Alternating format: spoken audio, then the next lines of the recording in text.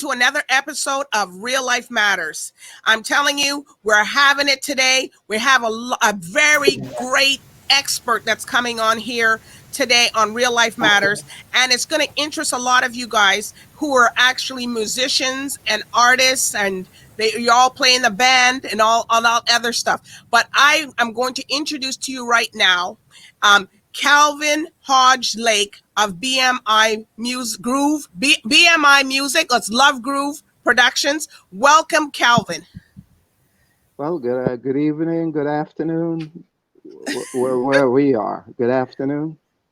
Well, Okay. well, she did say I'm Calvin Hodge Lake, but she didn't get the company names right. Okay. Love Groove Music Publishing, and the BMI is just simply a performing rights society, the same like you have SOCAN. So BMI just basically mean Broadcast Music Incorporated, a collecting society like SOCAN in Canada, which they may not be as big as BMI, but that's it. So, Well, so is this gonna be Q&A? well, Let the audience go ahead. first of all, Calvin, Mhm. Love Group Publishing. How are you doing out there with the COVID, and how are you doing business out there? I know you're from Los Angeles via Jamaica, and you're from St. Kitts. Am I correct?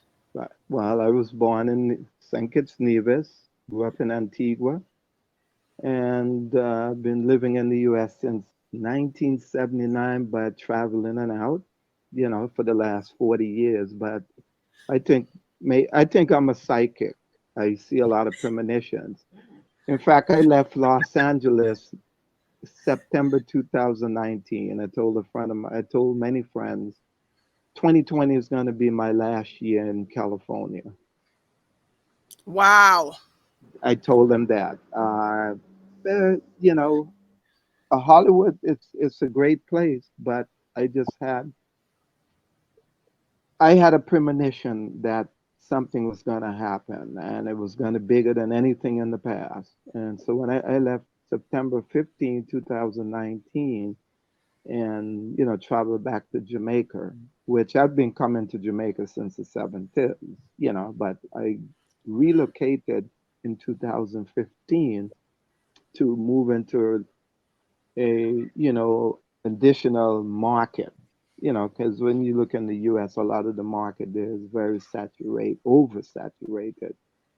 So, but besides with the COVID thing, it doesn't really impact me because I've never been a person that really do a lot of congregating, and I barely go out maybe once every 2 weeks, 3 weeks, or twice a month. So and not only that, I'm quarantined by crime. Okay. So I never really went anywhere.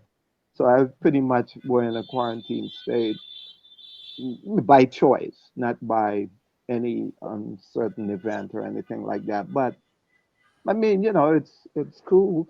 And here in this geographical region, you don't really have a huge impact or a massive impact except for people who are coming in as tourists or the diasporas who may bring it in. But overall, I didn't think most people in the Western world took it that serious. I figured they may have thought, okay, well, this is just maybe like another Ebola, so it's gonna go away.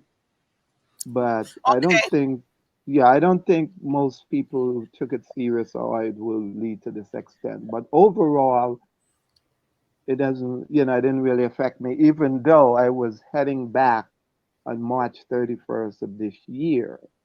Okay. Unfortunately, yeah, everything had closed down, but I was just actually going back to complete four errands, a music project and, some other, affairs. And so everything got shut down here um, on March 21st. Okay. Yeah, Well, but it did not. I think it's the best thing that ever happened for me.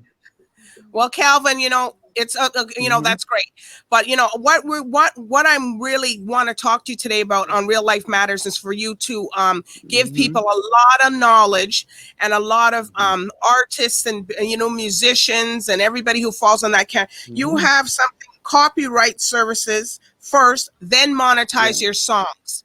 Yeah. Now, can you explain to people what that means and what what they're supposed to do? Because I know you worked for a lot of big entertainment people. Okay. Before I get into it directly and specifically, let me go back in time.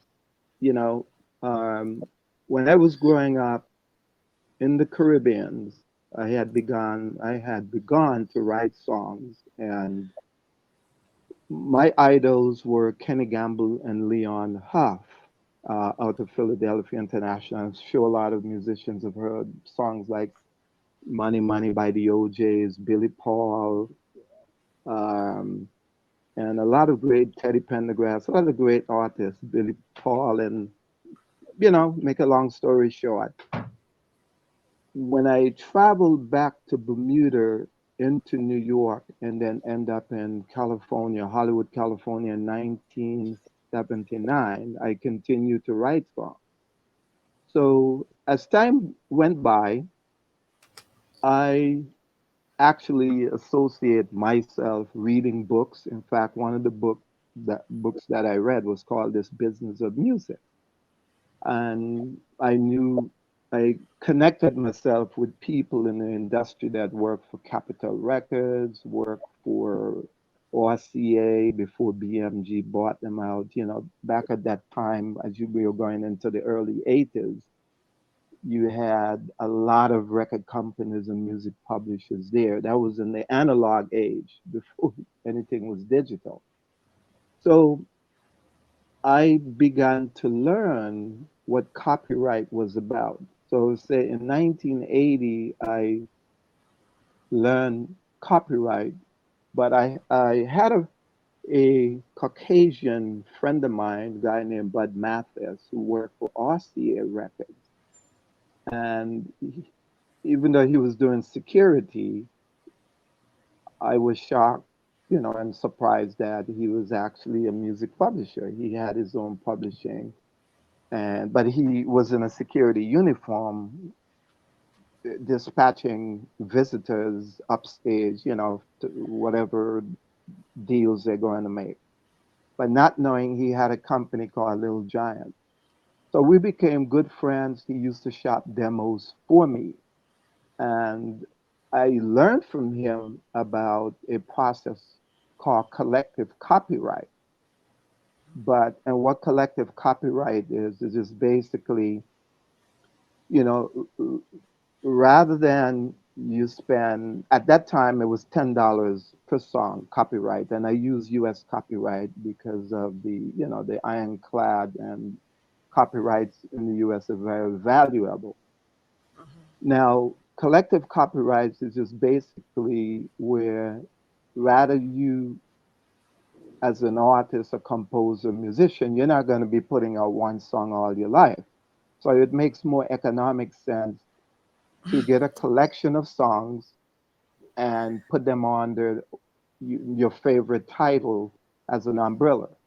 In other words, if you were going to be looking for the copyrights of the other songs, you'd have to go under the title. I'll give you an example. Let's say the title song is DBoss. Okay, that's the title you're going to copyright. So what you would do, you would take other titles and put it under DBoss. But you have to fill out the form a certain way, and you must be the same writer of those songs in That's order right. to qualify for collective copyrights. Now, there are a lot of different sections in U.S. copyright application. You're the first, this is your first submission, or you're submitting a work that was previously published, or you're copywriting. Now, don't get me wrong now, when you say copyright, when you write a song, you automatically own the copyright. You own it because it's in your possession. But now, when it goes into administrative, process, then you need to have some proof, because if I hear your song, and we're not getting to the YouTube and all of that yet. If I hear your song, and maybe I might be a guy that likes to do plagiarism, or I just want to lift somebody tune, blah blah blah. Now let's talk about social media. Let's say social media was back then. Okay, you upload all your stuff on YouTube and whoever, wherever. Next week, you hear someone doing your song. Whoa, wow, it's making money. And you say, oh, yeah, that's my song.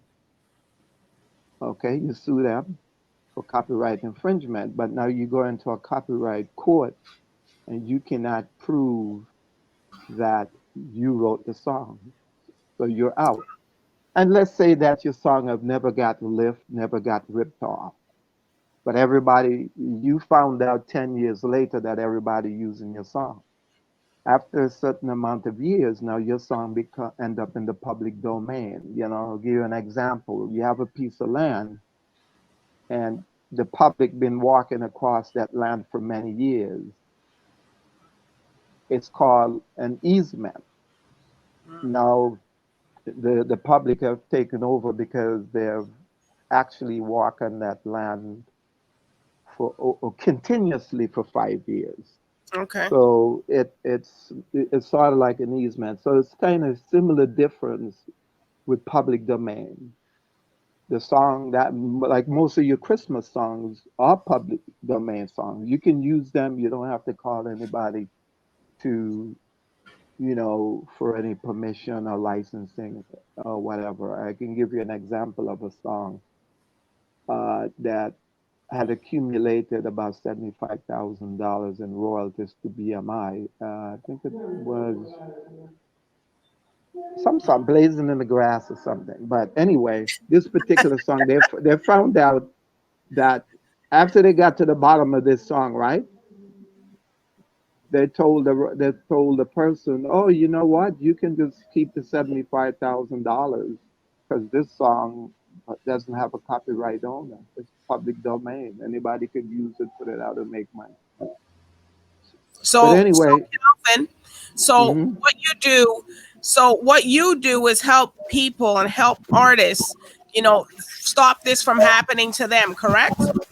Well, it's advisable, but you have to realize that you got a young artist coming up, and what's so ironic is that they spend all this money to go into a studio, but they can't spend $85 or whatever the cost is. But this is more traditional. This is not online. For most people, online copyright in the U.S. is very complex, very technical, and most people don't understand it. So let's stick to the So a lot traditional of way artists, by mail. right. So a lot of So artists don't take what you're saying is that a lot of artists don't take this serious. They go into the studio making all these songs, but they don't take time to go register and it copyright, get their it songs it copyrighted, correct? one or two things. They either don't have enough confidence in the work. They know that they should copyright the songs, and they don't have enough confidence, and they're saying to themselves, "Oh boy, if I go and spend all this money for the register my song, maybe my song may never get anywhere, so I'm just gonna just leave it like that." Either that, or they're just not knowledgeable, they're not educated about it, or they don't know the process. They could be around individuals who know a lot about it, who are very knowledgeable, but that person may have an ulterior motive to rip them off Yes. by maybe claiming, may saying, "Okay, well, he doesn't know anything about copyright, so when he finishes song, I'm just going to put the stuff in my name." They could And be that's a lot around of the people who, producers, correct? yeah, Like the producers can will do it that. could They be won't let the anybody. artists know, and then they'll go and say, "Oh, they're Mhm. not going to tell you." Then they'll go register the song as belonging to them. Right. It doesn't matter who it is. It could be their mother, could be their father. It doesn't matter. This is the music business. As long Somebody, as somebody get whoever their money. whoever is, hmm? whoever's put it, that's what I'm not saying that's going to be the case, I because know, I know. it could be the line, it could be the blind leading the blind, or it could be a person who related to you or who are not related to you. They're close to you, they're excited, they're in high anxiety, they know you got these songs, they're managing you, so they're going to get your material, and then they just go behind your back, fill out the paperwork, put it in the name. They could probably already have their publishing company done set up. So Wow. you're their first person. And it doesn't matter what is producer, whether it's another songwriter, Hmm. whether it's a unscrupulous publisher, a record company, your friend, your sister, your I mean, It just uh, could be anybody. So you're it making can be everybody aware anybody. of, like, Right, it's just like when you have an idea or something for a right, company and something like that, go protect yourself. But, right. you're But telling what the I do, artists that, what I do, come on, you got to get smart what now with your stuff. right? You have to be strategic. What I do advise, though, copyright, well as patent, can be expensive. So what I normally tell a writers,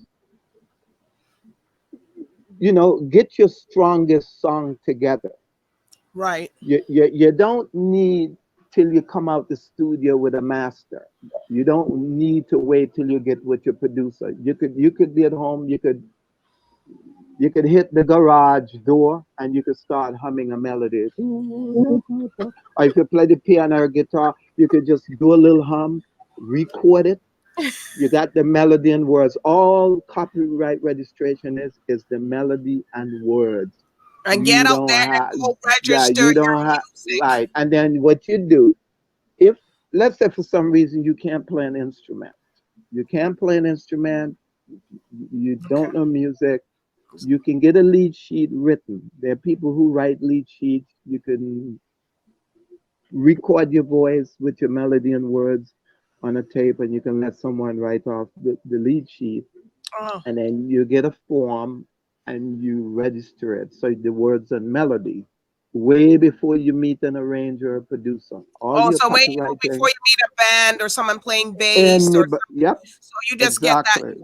So that means that you don't have to have everything fully. So you're letting artists Nope, know they don't have to have everything fully put together to go and nope. register these songs. Nope, not at That's all. very good information for Yeah, people to know. before you get with any arranger producer, you can just have a simple piano arrangement and or your guitar, and you just register your song. What you're registering is the words and melody, Wow. Well, not the arrangement. You don't register arrangement, product, nothing to do with that. No, you if can anybody still wants go. information, but Right. Calvin, Hold on. this. You Okay, go go ahead. ahead. You can still go to the final edition and do that, but you can't trust people, because what happened, you have this great melody and song, and then when people start hearing it, they start getting hyped up, and they're putting a little money in it, and they're then they start saying, oh well, I want 50% of it. Now once you do that, now let's say that you don't go through that stage. Before you get into production of your song or any copyright registration, you would say to that person, look, we need to put a split sheet together. I know you're going to help me produce this, and maybe you might add some lyrics, add a bridge, a verse there, or whatever. So what you do, you get the split sheet, and you sit down together and you say, I think you deserve 20% of this song. Okay. But when it comes down to the publishing side, most people in the music industry um, are not going to really be transparent when it comes to the publishing side, Well, even though this. Calvin, Mhm, I'm mhm. telling you, there's a lot of information, and Yeah, yeah. I know you gave a lot of information today, and there's a lot more information that we have to Right. dissect. But Yeah. you're gonna have to come back and dissect it some more. Yeah, I know, because you only have so much time and so many people. But let me give you one little Okay, let me give us another tip. conclusion. Bring us Okay, out. Bring I us mean, out. if anyone doesn't understand the process or whatever, they can contact me, and I can guide them through it. But don't lose your future royalties. Don't let $85 beat you out of 85 million. Right. I can give you a lot of name drops, all there, but she doesn't have enough time. You could talk about famous artists. Don't be Oh, blaming me now. let me give you this one last one. Have you guys ever heard of Ray Parker Jr.? Any musician? Yes.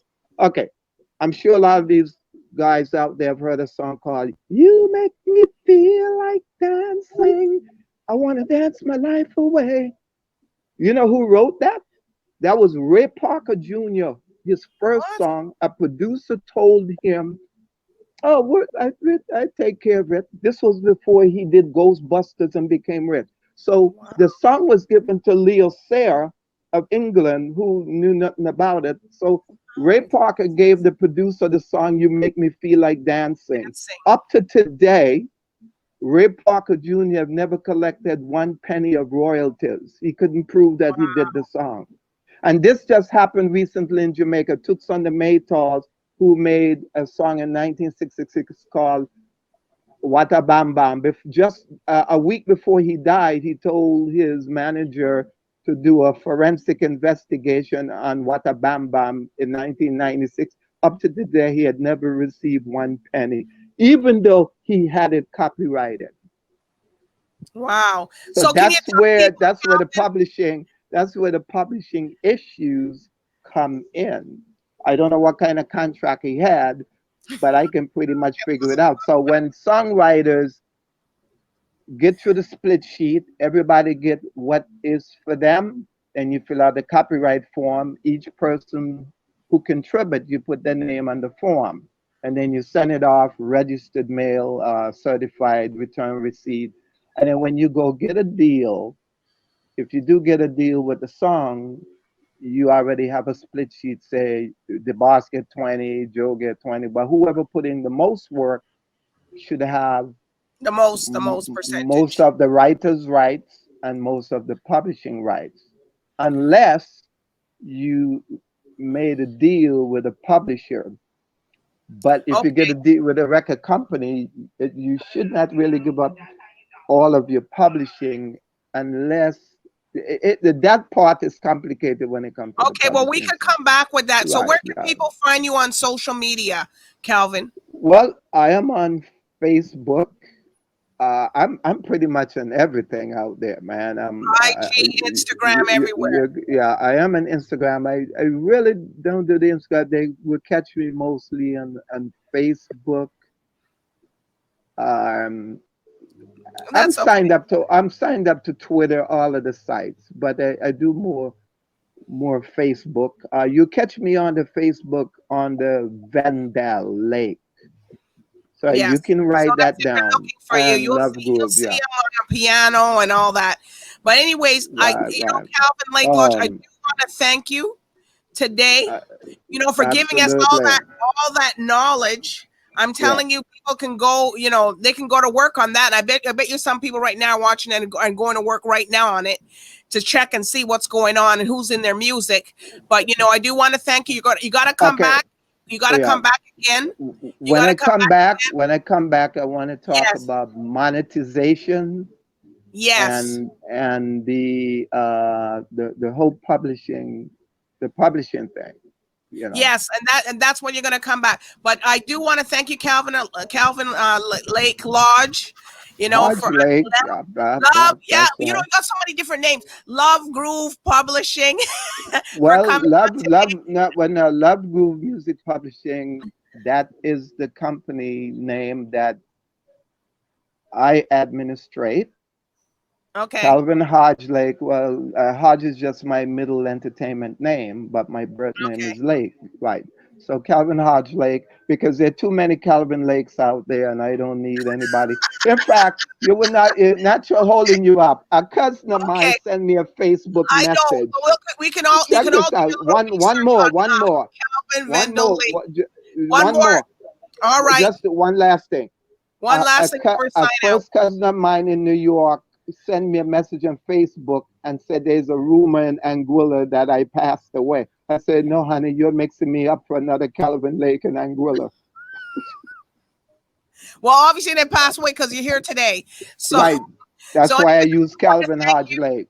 Right. I do want to All right. thank you, and I want to thank the guests today for tuning in to Real Life Matters. Follow me on Instagram, DBoss_1. Like the Facebook page, Real Life Matters. Go, of course, like Calvin. But anyways, bye for now. Uh,